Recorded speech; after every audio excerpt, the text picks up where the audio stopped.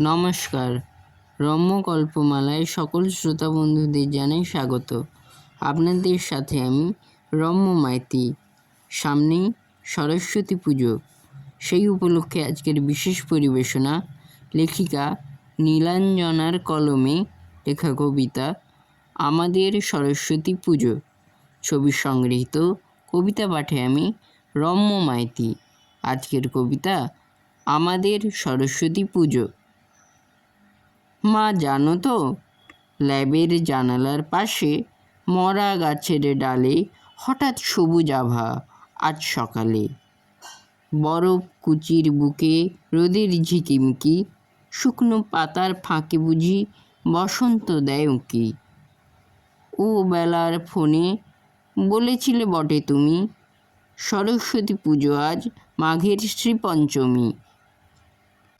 এখন তুমি ব্যস্ত হয়তো পুজোর আয়োজনে, সাদা ধুতি পরে বাবাও বসেছে আসনে। মনে পড়ে আমিও তো তোমার পাশে বসে পূজার থালা সাজাতেম ধান দুর্বা ঘাসে।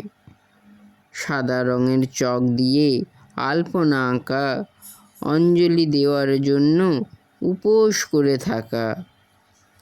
পুজোর পরে দল বেঁধে স্কুলেতে যাওয়া, টেবিল পেতে সবাই মিলে পাত পেড়ে খাওয়া।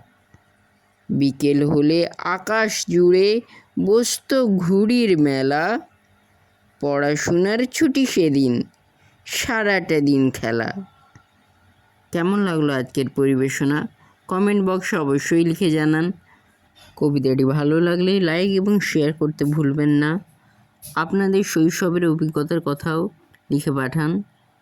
সরস্বতী পূজা উপলক্ষে সকলকে জানাই শুভকামনা। রম্য গল্পমালার পাশে থাকুন, সাথে থাকুন, শুনতে থাকুন নিত্য নতুন নানা সাথের গল্প কবিতা। ধন্যবাদ।